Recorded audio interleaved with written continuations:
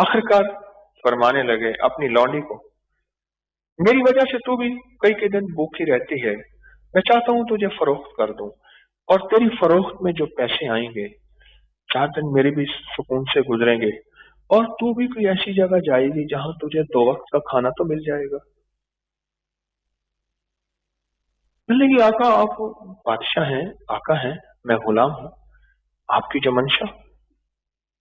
और एक दरखास्त भी है, वो ये है कि मुझे ऐसी जगह फरोख्त कीजिएगा कि जहां कोई मुझे नमाज तस्बीह अमाल उसमें कोताही न होने पाए, और वहां मेरे लिए कोई परेशानी ना हो, कोई अल्लाह का नेक बंदा हो, उसके हाथों मुझे फरोख्त कीजिएगा।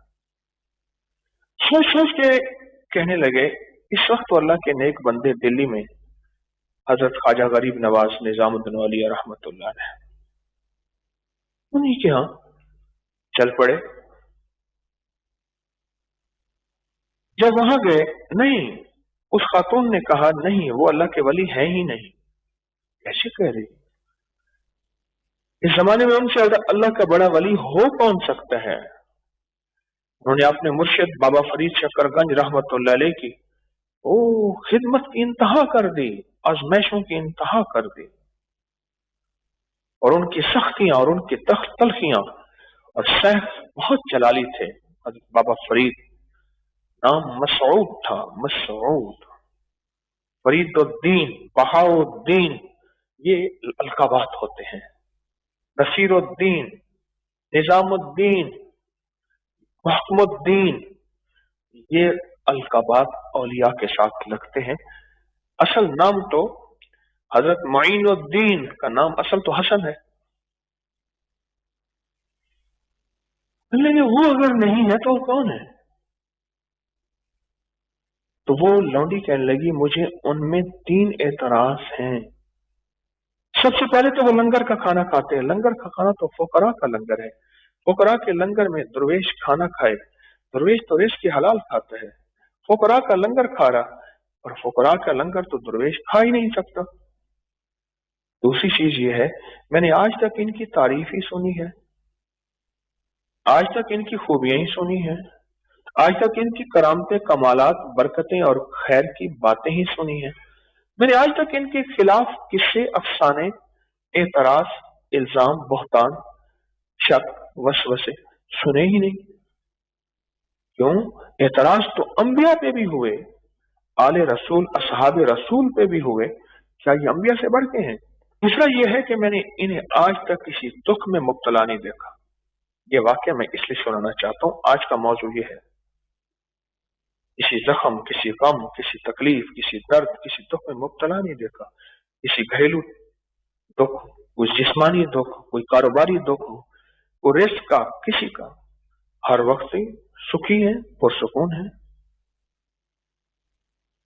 वो दुरुश कहने लगे कि मुझे बात समझ नहीं आ रही, क्यों ना हम चल के यही सवाल खुद शेख से ही कर लेते हैं। ये कहने लगी, हजरत बस एक सवाल का जवाब मिल गया मुझे, मैंने आज तक आपकी तारीफ ही सुनी थी, आज लोगों ने तारीफ कम, एतराज ज्यादा किए हैं। बाकी 2 सवालों का जवाब आप सुनिए। और मैं लकड़ियां बेचता हूं और अल्लाह से मैंने बरकत मांगी है, मेरा रब इसमें इतनी बरकत दे देता है, इतनी दे देता है कि सारा लंगर खाना मैं चलाता हूं, तो मैं खुद भी खाता हूं, तो रिस्क तो मेरा है, अल्लाह ने मुझे दिया। उन्हें अगर दूसरे सवाल का जवाब भी मिल गया, और आज तीसरे सवाल का जवाब, और मैं ये मेरे और अल्लाह के दरमियान था, अब मैंने वादा कर लिया तो बताता हूं। पीठ से कपड़ा हटाया, एक जख्म था, उस पर कीड़ा बैठा हुआ था, और मैं जब ये कीड़ा मुझे काटता है तो इतनी तकलीफ होती है जितनी तलवार का वार, और मैंने इसका बहुत इलाज किया, ये ठीक नहीं हुआ। मैंने इसे अल्लाह की रजा समझ के छोड़ दिया, और रोज इसके दर्द, दुख, तकलीफ में मुब्तला हूं, मखलूक से छुपाता हूं और खालिक को बैठ के बताता हूं। उसका निजाम क्या है, उसने किसको कैसे रखना है, उसने किसको कितना देना है। बाज़ औक़ात अपनों से थोड़ा कर दिया जाता है।